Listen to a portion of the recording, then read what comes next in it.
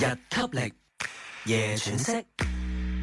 Auf Wiedersehen. 這個男咩都係 Tschüss. Adios. 我佢話講一樣 Ciao. See you。 Good luck, farewell, goodbye. Bye. Goodbye, goodbye, goodbye, goodbye. Goodbye. See you later. See you later. Goodbye, goodbye, goodbye, goodbye. Ta-ta. See you never. Probably never. Goodbye, goodbye, goodbye, goodbye.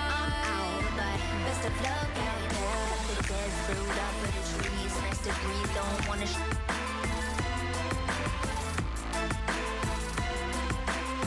江玉歡。又係時候同一天講再見。翻嚟歡歡嘅時間，今日咧請咗一位嘉賓，咁佢就已經坐咗喺我身跟㗎啦，就係 Sylvia 麥潤雲女士。咁佢咧就係聖基道兒童院嘅總幹事啦。佢本身咧係一位註冊社工，亦都係一個基督徒。我點認識阿 Sylvia 嘅咧？就係我而家咧都係呢個聖基道兒童院嘅一個董事嚟嘅。咁我就透過喺聖基道兒童院嘅一啲工作咧，就同阿 Sylvia 咧有好多嘅接觸。你好 Sylvia。你好啊 ，Hello 歡歡，多謝你，好開心可以上你嘅節目。係好多謝你咧接受訪問啦上嚟。Sylvia，我就做咗啲功課啦對你嘅背景起咗我底係咪？係啦，對你嘅背景咧有多啲嘅審查。係好奇怪喎！喺我做你呢個背景嘅研究嘅時候咧，Sylvia，我知道你爸爸都係醫生嚟嘅喎。係啊，我爸爸係中醫嚟嘅。但係咧完全咧，我睇你咧平時落手落腳去到做工作咧，有啲意外，我覺得原來Sylvia 爹哋係醫生嚟嘅喎，係中醫嚟嘅喎，咁我就覺得好特別。同埋我又知你由細到大咧都好中意接觸一啲新嘅事物，係同唔同嘅人去到溝通，係冇錯。咁 Sylvia 嗱，首先咧你就係聖基道兒童院嘅總幹事啦。喂，話到明總幹事就乜都要做㗎，啱唔啱咧？係冇錯，每日總係要幹啲事嘅，係啊。好嗱，你自己本身係社工啦，最近咧香港咧就發生咗一啲事啦就令到人咧就關心究竟社工係咪平時做嘢會有好大嘅壓力咧？Sylvia，我想問咧，你做咗社工幾多年啊？出賣年齡嘅都有30年㗎啦。聽眾睇唔到你個樣㗎啦，我而家講先就係阿 Sylvia 咧就好年輕㗎望落去咧完全唔似做咗30幾年社工㗎哇！阿歡歡多謝你，同你比都仲爭啲。唔好咁講。喂，咁你做咗30幾年社工啦，我想問咧，你點解會揀做社工先？揀做社工咧都有啲原因嘅。第一就係我覺得有啲遺傳嘅，因為我爸爸咧其實佢係一個中醫啦，同埋佢本身係好好學，同埋好中意同人接觸啊咁，所以我覺得我都有呢啲嘅遺傳。再加上咧，其實我家姐都係社工嚟噶。哇！兩姊妹都係社工啊？係啊，咁我當年咧就係我家姐讀社工啦，咁佢要即係做嘢啦，咁佢需要揾義工喎，咁我又放暑假啦，咁我就跟佢去又覺得哇呢個工作其實幾有意思。咁所以我又跟住佢步佢後塵做社工啦，同埋我都幾中意接觸人嘅。咁我覺得如果有一份工作，我能夠有賺取我嘅生活費啦，然後又幫到人啦，咁我覺得呢一份工係一個恩典咯。喂，我自己都有做義工㗎。我細個11歲開始就喺梁顯利社區服務中心度做義工。喂，但係我做義工呢，我未去到好似你嗰個層面，就係由做義工去到做社工喎。即係呢一種嘅付出啦即係其實做社工係一啲都唔容易。嗱，對我自己呢個人嚟睇呢，我認為社工呢係一個好偉大嘅職業嚟嘅。點解呢？嗱，每一日你去到見你服務嘅一啲即係受眾呢，佢哋可能即係多多少少，佢哋都有佢哋嘅問題，佢先係揾社工嘅。喂，咁你會唔會去到做社工嘅時候，你怕唔怕？哇，成日收埋咁多問題，你點樣去到釋放一啲負面即係唔好嘅嘢？點樣放下呢？其實，歡歡你覺得啱。其實做我哋呢一行呢，其實好似一嚿海綿咁，其實吸咗好多每日嚟揾我哋幫手嘅人啦，無論係同事啦，或者係啲服務使用者啦咁。社工都係人啦，正如你頭先講，最近即係太古城嘅事件，咁其實真係會令到啲同事係會有好多嘅負面嘅壓力啊咁所以其實每一個人呢，有自己嘅興趣啦，同埋減壓嘅方法好重要。其實每個人都唔同咯。咁有啲人呢，就可能中意去旅行，好似你咁啦。咁我自己呢，就旅行都係其中一個好重要嘅。咁信仰都係啦。咁同埋屋企人嘅支持啦，同埋我自己都會抽啲時間呢，同朋友聚會嘅。咁我覺得呢樣嘢都好重要咯。咁啊係啊，我想問下 Sylvia 咧，你加入聖基道兒童院之前咧，喺邊啲機構做過嘢咧？咁其實咧，我加入聖基道兒童院之前呢，我係做咗一段都幾長時間呢，係做復康服務嘅，專係幫啲殘疾人士啦，譬如智障啊、精神復原人士啦咁。直至到3年幾前啦，咁我就加入聖基道啦，咁樣啦。嗱，我哋服務一啲殘疾嘅人士啦，同你而家喺聖基道主要可能係兒童同埋青少年啦，都幾唔同噶。咁你自己點樣去到調節嘅咧？最初嘅時候，嗱，其實咧，我入行第一份工係做兒童工作嘅，咁跟住中間咧就轉咗去做復康服務，咁然後而家又轉翻嚟做兒童服務，咁所以其實對我嚟講就都唔係話太難去 pick up 嘅。喺我哋做社工咧，其實都係輔助弱勢啦，同埋幫助小朋友咧，其實都係同一類嘅 type 嘅咯。咁我自己覺得就兩份工雖然個對象有啲唔同，但係其實都係即係好有社會價值。咁我自己覺得都係開心嘅。咁但係當然加入咗聖基道咧，喺兒童嘅工作裏邊咧，其實有一啲嘅知識咧，我係要重新去 pick up 嘅。咁我都好多謝我啲同事啦。咁我哋有啲同事咧就都好資深嘅管理啊，同埋社會服務嘅理念咧，咁我覺得係一樣啦。咁但係喺嗰個行業裏邊嘅一啲嘅知識啊，或者個行業裏邊嘅生態咧，咁譬如關於兒童服務同復康服務當然係有啲唔同。咁我就靠同事去補足。咁另外自己亦都要做啲功課啦。咁所以我又覺得個 pick up 都唔係太難。咁同埋我哋都有一班好嘅董事嘅，咁佢哋都俾咗好多支持我咯。係啊，我哋聖基道啊個董事局咧，其實都有好多好有心嘅人士嘅嚇。係啊，冇錯冇錯。我想問咧，阿 Sylvia，社工咧其實係跟住個社會一齊去成長嘅。個社會有啲咩問題咧？其實社工就會協助去到解決啦。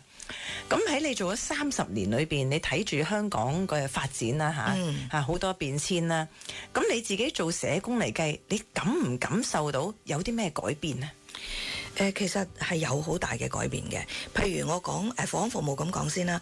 咁以前呢，20幾30年前，啲人睇殘疾人士呢，其實只要佢哋有飲有食啊，有人照顧就得㗎啦咁。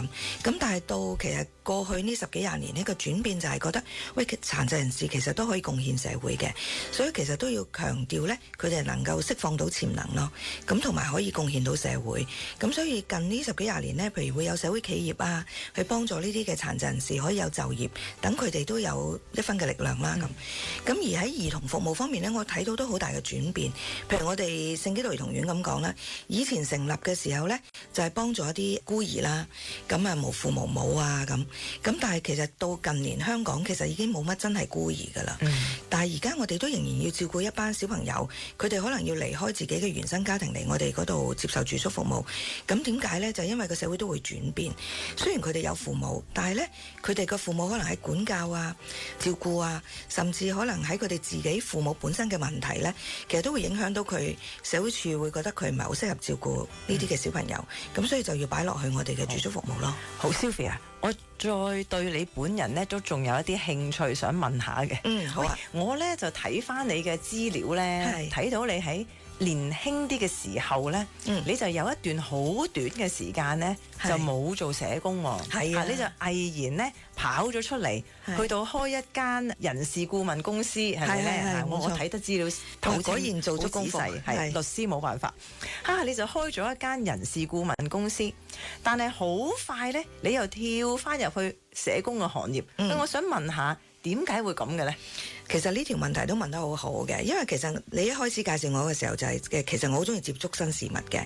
咁雖然我話當年就係跟我家姐去做下義工，咁然後又覺得呢份工好有意義。咁但係我第一份工就係做社工，咁我就諗其實出邊嘅社會係點嘅呢？咁我又想去接觸下啲新事物。咁於是我就做咗人事顧問公司啦。咁其實真係好短時間，大概係大半年啦。咁我就發覺啊，商業嘅社會呢，雖然可能你會賺到生活費，咁但係呢，其他你工作帶嚟嘅滿足感同意義呢，就令我會覺得，咦，好似都係爭咁啲。咁於是我又毅然翻入去做社工啦。咁直至到而家都冇離開過啦。即係冇後悔啦。係啦，冇後悔，同埋出去試過比較過，更加覺得呢份工合適自己啦。喂，我自己都有㗎。我自己之前呢，做律師之前，我又唔信邪，我覺得可能去做下商業社會普通，譬如做下銀行或者其他嘅工作，都可以用我自己法律嘅知識。我都試過啊，知唔知啊？做逃兵啊，走咗出去一陣先，跟住再翻嚟。好，我哋廣告下一節翻嚟呢，再見。又係時候同一天講再見。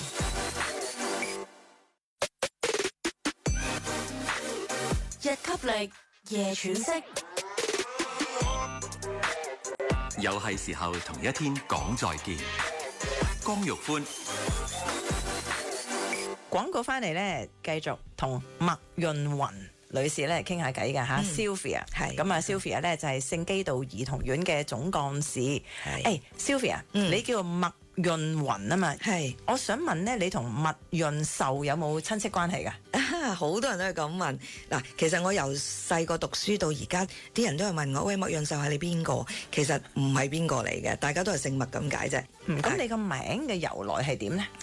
嗱，其實個由來呢，就係我係閏年閏月出世嘅，咁所以當時我爸爸幫我改名呢，就用咗個閏字，咁個雲呢，就係同我家姐同輩咯，咁都係用翻個雲字咁樣咯。OK，所以係有呢個意思喺度嘅。好，嗱，我哋呢就想開始呢要傾下聖基道兒童院啊。嗱，聖基道兒童院好似頭先阿 Sylvia 呢，你有提過呢，就係而家呢喺個社會裏邊呢，都開始冇乜孤兒噶啦。係啊，冇錯。但係仍然有唔少嘅兒童呢，係可能要離開佢哋嗰個原生家庭嘅，係咪？係冇錯。咁啊，喂，最近都有一單啦，嗰個非常父母呢，係咪？佢嗰個丹尼仔呢，都好似一個短暫嘅時間呢，就要離開個父母。你知唔知啊？呢一單非常父母呢嘅事件呢，一出嘅時候，我即刻諗起你。係，多謝。我就諗Sylvia 係做兒童工作㗎喎。唔知你自己個人你點樣諗咧？當你一睇到呢個新聞嘅時候，你擔唔擔心啊？為個細路仔？聽到呢單新聞呢，其實喺香港真係好少見。你問我係咪好擔心個小朋友呢？我會有啲嘅，但係我又睇到其實嗰對父母呢，雖然佢同平時有啲唔同啦，咁但係我睇到佢其實都會即係着緊幫個小朋友攞出世紙啦。咁又暫時睇到啲新聞呢，就報告話其實個小朋友入完醫院檢查之後呢，健康都係正常嘅。咁然後有社署安排啦，咁我就開始冇咁擔心咯。咁但係的確呢，正如好似你頭先咁講，香港呢的確呢係有好多呢啲小朋友，佢有父有母，咁但係可能社會署會覺得佢照顧小朋友嘅能力啊，或者對小朋友嘅最佳福祉唔係最好嘅時候呢，係有機會呢會讓呢啲小朋友呢離開佢原生家庭一段時間，接受我哋啲兒童住宿服務咯。好，提到聖基道兒童院啦，好多人都會聽過呢個名呢，就都好多次啦嚇，即係都好熟悉嘅。係，咁或者 Sylvia，你可唔可以介紹一下聖基道兒童院嘅歷史呢？好啊，咁我好快同大家腦補一下。咁呢就嗱，聖基道兒童院呢，其實喺香港呢，的確應該好多人細細個都聽過，因為我哋有超過90年嘅歷史㗎啦。咁就係由聖公會嘅何明華主教成立㗎啦。咁當時個背景1935年呢係戰亂嘅時代啦。咁所以真係香港真係好多孤兒。何明華主教見到香港有咁多孤兒啦，咁所以呢，就喺大埔道呢，就一個山頭呢，就揾咗一個地方呢，就起咗個孤兒院去照顧呢班嘅小朋友嘅。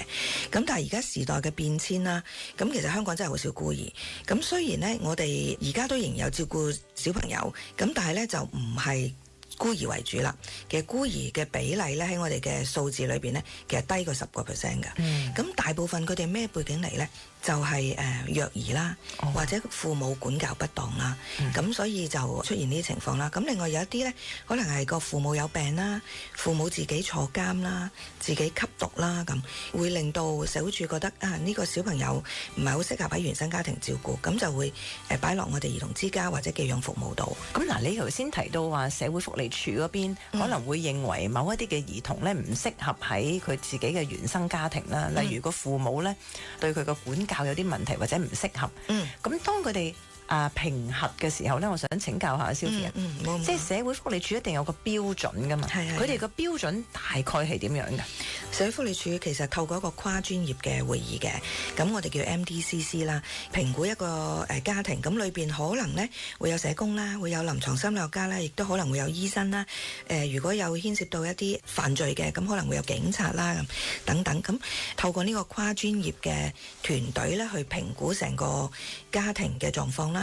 如果父母係都願意出席呢個會議或者合作嘅咧，亦都會邀請父母一齊，咁大家係傾出嚟嘅咁樣咯。即係傾出嚟嘅，唔係話社會福利署話攞咗個細路仔呢個細路仔就唔適合喺個家庭度，就唔係咁嘅，大家都會可以傾嘅。係嗱，咁如果去到啲緊急嘅狀況咧，社會福利署都有權係申請 COP order，咁咧就接管咗呢個小朋友嘅。咁但係一般如果佢有父母，又或者個父母係可以溝通，我哋其實都希望小朋友長遠，我哋覺得如果父母係即係能夠提供到一個好嘅角色咧，其實佢同佢原生家庭一齊生活，其實我哋最希望嘅。如果發揮得好嘅話，咁所以其實如果有父母喺度咧，我哋係透過呢個跨專業會議咧去傾出嚟係好嘅咁樣。嗱，Sylvia 你就提過啦，以前呢聖基道兒童院就喺大埔一個山頭，你可唔可以大概話俾我哋聽喺大埔嘅邊一度啦？咁而家我相信就唔喺嗰度啦嚇。咁而家又去咗邊呢？幾時開始搬離佢哋原先嗰個原址嘅呢？嗱，其實我哋當時咧大埔道山頭咧，我哋而家其實個地咧得翻個名叫 Lot T77，具體喺邊度咧就喺中文大學同大埔中間，咁大概係現時嘅綠茵山莊附近啦。係啦，其實我哋嗰度咧都仲有一塊地嘅，咁嗰塊地咧我哋而家正係同社會福利署傾緊呢，喺嗰度會起翻一個社會服務嘅大樓啦，咁我會喺嗰度提供翻兒童之家同埋其他嘅小朋友嘅服務，咁我哋都同聖公會福利協會一齊合作嘅，亦都將會如果起得成嘅話呢，就會有長者服務喺度，咁到時真係長幼共用啦。OK， 好好。咁嗱，我想問呢就係聖基道兒童院啦，嗱由以前就喺大埔嗰個山頭嗰度就一所嘅兒童院啦，到而家當佢搬離咗嗰度啦，咁而家係咪仲有得一所兒童院啦，定係散落喺唔同嘅社區㗎？呢個問題問得好好。嗱，其實我哋喺1990年代初啊，咁我哋就係已經咧搬離咗大埔道嘅舊址，咁因為嗰個舊址咧，其實經過咁多年啦，風吹雨打，同埋我哋希望啲小朋友係可以融入社會啊。咁喺嗰個位置咧，其實比較難幫啲小朋友返學啊。隨住呢個社會嘅轉變咧，已經唔係好想標籤呢班小朋友，咁所以我哋咧就將佢同社會福利署傾咧，就變成24所嘅兒童之家。咁所以我哋係將佢分拆咗做24間兒童之家啦，咁就分佈喺港九新界。咁我哋而家希望啲小朋友融入社區嘅，咁所以咧我哋會喺兒童之家咧，會喺一啲公共屋邨啊，喺啲住宅裏邊啊咁。但係我哋為咗唔想標籤呢班小朋友咧，我哋就唔會掛住一個水牌出嚟話聖基道兒童之家係啦。所以基本上咧，我哋就會喺啲民居裏邊咯。咁有啲小朋友咧，或者啲居民啊、街坊可能都未必知，就係會覺得咦，點解呢個地方咁多小朋友出入嘅？點解呢對父母生咁多細路嘅？咁樣咯嚇。咁但係我哋都唔會向外公佈正確嘅地址。咁第一就係減少標籤啦，第二咧亦都係要保護啲小朋友，因為如果有啲小朋友係有啲保護令，覺得佢唔係好適合同啲父母接觸咧，咁有機會我哋都唔想小朋友係俾啲父母或者佢其他親人接觸得到。但係當然啦，如果透過社會福利署覺得佢可以同屋企人接觸嘅，咁我哋就亦都會同佢屋企人溝通，咁佢哋可以安排回家度假。咁而家喺24所嘅兒童之家咧，總共係有幾多細路仔喺度啊？我哋有190幾，差唔多200位嘅，咁都幾多㗎喎。係啊，另外我哋仲有寄養家庭，咁所以其實我哋每年照顧嘅喺呢啲缺乏家庭照顧嘅小朋友都係真係好多。OK，我想問呢，喺每一個呢一啲嘅兒童之家呢，個設置呢係咪真係好似有一對父母喺度咁㗎？嗱，原先嘅設計係咁樣嘅，咁呢就我哋會有一對叫正家長啦，咁我哋希望呢，佢係一對 couple 嚟嘅，因為呢班小朋友可能佢冇原生家庭嘅照顧，咁我哋希望佢有啲父母嘅 modeling 啦，咁所以原先嘅設計係希望請一個姨姨或者一個 uncle， 咁佢個配偶呢係會一齊入嚟住嘅，咁姨姨就係我哋嘅員工啦，配偶呢，咁佢就唔係一個正式嘅員工，但係佢呢都會有一個責任呢，就係佢放工翻嚟呢，幫手一齊照顧呢班小朋友，同佢哋一齊做功課啊、食飯啊咁樣。咁但係其實我哋都有啲遺憾呢，就係而家呢個社會嘅形態都唔同咗。其實呢一班嘅正家長呢，其實係好難請得到啊。咁有啲嘅困難，因為佢一個禮拜有5晚要喺度留宿，全天候5/24呢，我哋叫做係啦。咁呢就佢一個禮拜有5晚，咁24小時會喺度嘅。咁仲要帶埋配偶嚟，咁的確呢，而家唔係咁多 couple 願意咁樣做啦。冇錯，咁或者呢新聞翻嚟之後，我哋再同阿 Sylvia 傾下偈。好。又係時候同一天講再見。